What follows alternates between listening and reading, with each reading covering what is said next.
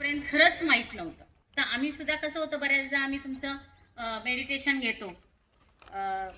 Sir, मी विपश्यना जे केंद्र आहे आपलं मेडिटेशन सेंटर, बर. त्यामध्ये एक 10 दिवसाचा कोर्स केलेला होता 5-6 वर्षापूर्वी, की जे आपल्याला मनाचं आत्मिक समाधान जे आपण म्हणतो, किंवा आपल्या ठिकाणी असणारं परमेश्वराचं जे तत्व आहे, आपल्याला एवढंच माहिती आहे देव आहे किंवा पिंड आणि ब्रह्मांड यांचा जो मेळ साधण्याचं काम आता सरांनी या ठिकाणी तुम्हाला त्यांच्या व्याख्यानातून जाणवून दिलं, की जसं या ठिकाणी ब्रह्मांडामध्ये पृथ्वी, आप, तेज, वायू, आकाश ही पंचतत्व आहेत, तीच पंचतत्व आपल्यामध्ये आहेत.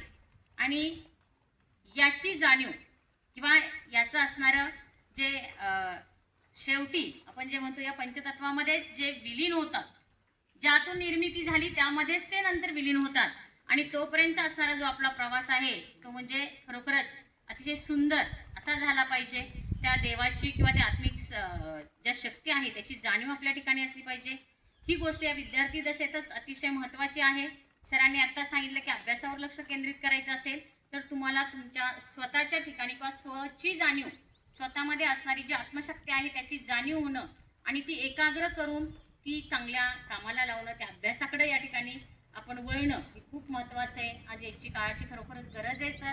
आणि ती खूप छानरित्या आम्हाला या ठिकाणी मुलांनाही मार्गदर्शन, आम्हालाही मार्गदर्शन केलं. त्याबद्दल आपल्या संस्थेचं आणि आपल्या सहयोग वर्गाचं खरोखरच मी शिवभूमी विद्यालय या ठिकाणी मनापासून आभार मानते आणि या ठिकाणी थांबते. धन्यवाद.